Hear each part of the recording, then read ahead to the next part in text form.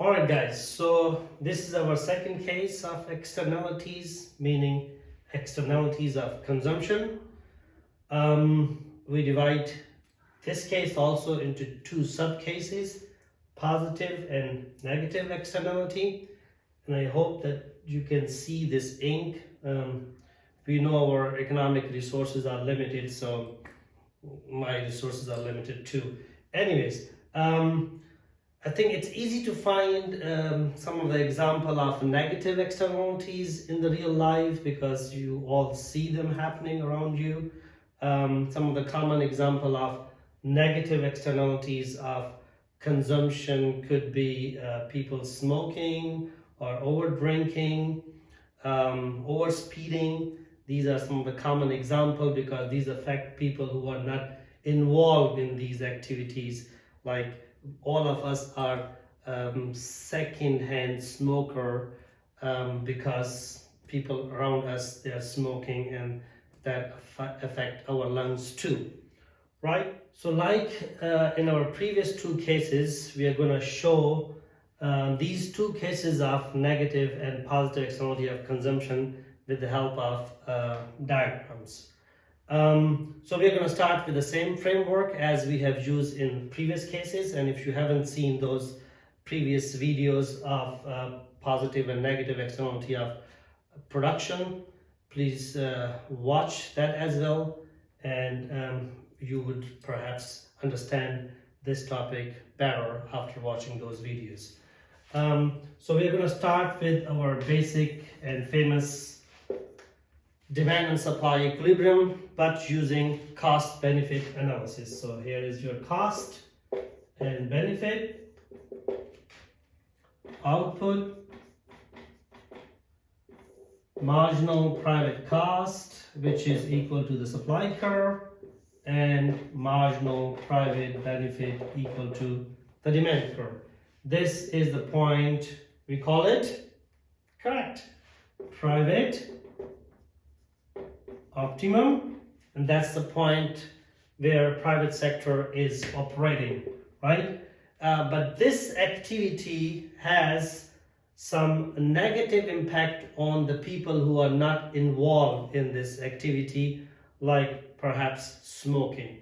So in this case, the impact on society is going to be negative because some people who are not involved in this activity, they also suffer from lung diseases or any other kind of problem like asthma or things like that. So we're going to show the marginal social benefit to the left of your private benefit, showing that the benefit enjoyed by the society is lower than the benefit private sector is enjoying from this activity. So I'm going to call this as PS, like benefit to the society, and you can see this benefit to the private sector, PP, is higher than the benefit to the society. This is our social optimum, which means again society feels better off operating at this level than at this level. So this means this time there is over consumption of this economic activity, which causes a deadweight welfare loss equal to this gap, A, B, C. Again, it's important for you guys to understand where this deadweight welfare loss is happening. Do not go and draw a different triangle from here because this is where society wants.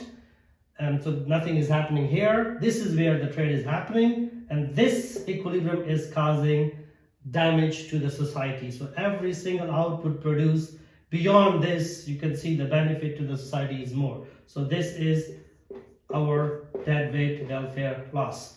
And this vertical gap, AC, is our negative externality of consumption. So don't mix it up. This triangle is the deadweight welfare loss, and this vertical gap AC is negative externality. if you have to show negative externality, actually you can show anywhere between the two curves if it's a parallel shift, but it looks like unparalleled shift in my case, so it's important then that you stay with this gap, right? Just like when we talk about the production externality, this negative externality of consumption needed to be addressed too, and the government have variety of methods to discuss, and one of the most obvious method is taxing the people who are causing this negative externality. So if people who are drinking alcohol or people who are smoking, apart from the normal VAT, they pay extra additional tax on the consumption of these products, which means this is also an example of internalizing the externality, because we are passing the cost on to those who are creating it. But this is important that money collected from these activities should be spent on the benefit of those third party, those people who actually have to suffer any kind of disease or problem because some other people around them are involved in this negative externality. If you have to show this with the help of graph, you can actually show it by using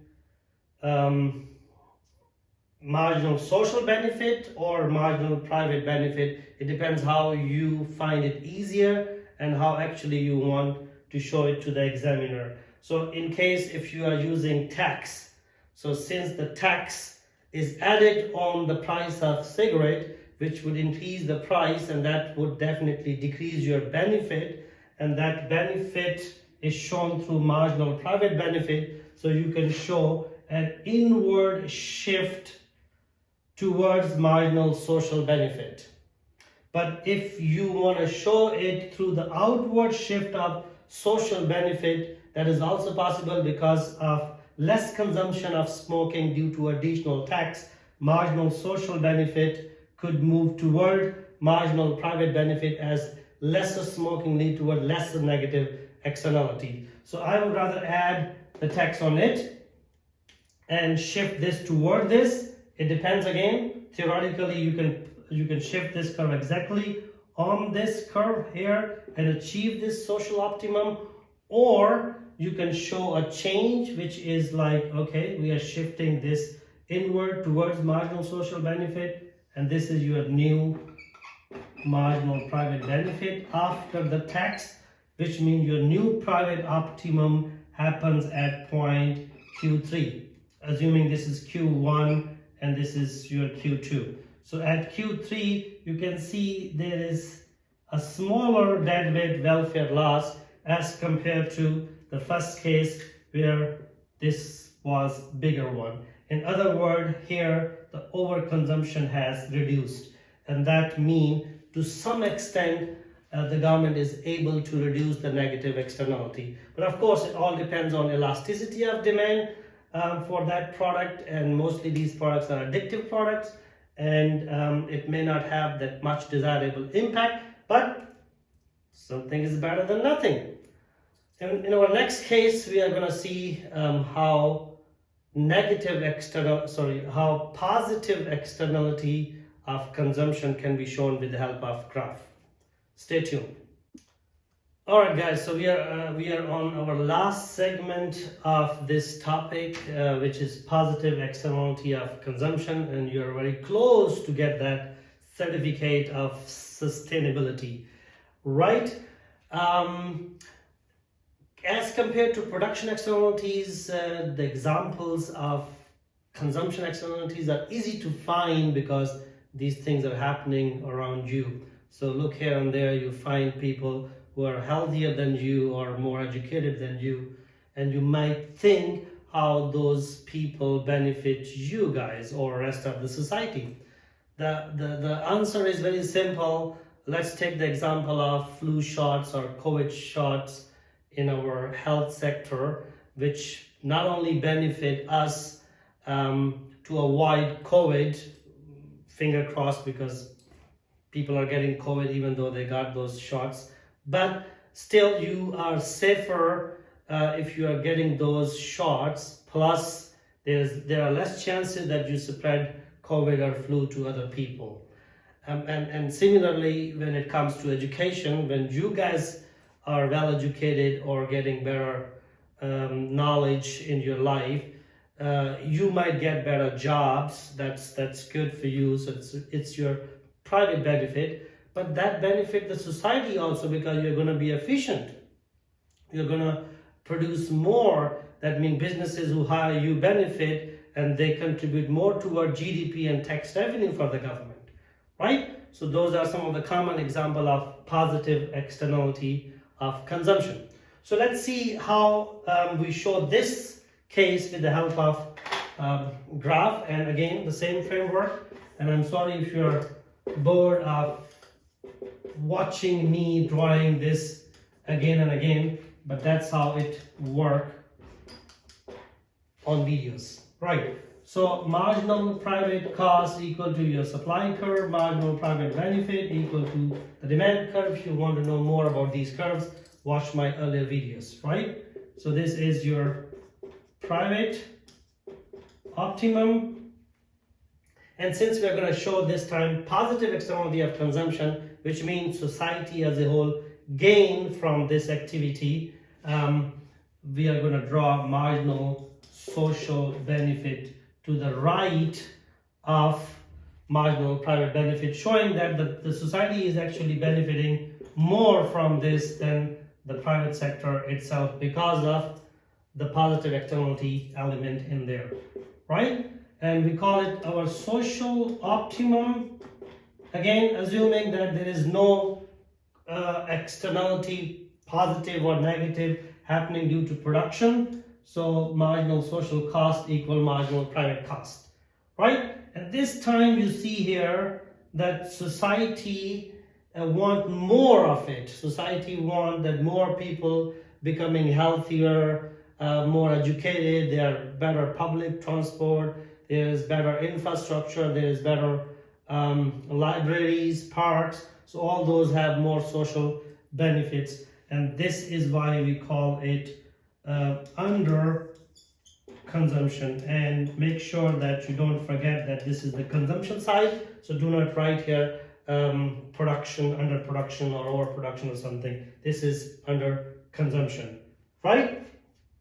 And the favorite part of this diagram is still missing, which is showing the deadweight welfare loss, which is not this one. Again, because the trade is happening here, so you have to go vertically from here to find where exactly it ends. So this A, B, C, this triangle is your deadweight welfare loss. Some textbook again call it gain, because this activity is giving more benefit to the society. Absolutely fine, but for me, since there is still under consumption, there is deadweight welfare loss for that. And this vertical gap, as always, is your externality, and this time it is positive externality, right?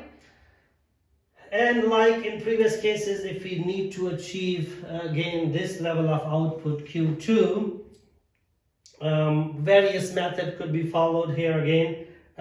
Consumption side subsidies could be given, direct provision of these services could be done by the government. Like in Germany, you have private sector providing education, you have public sector providing education.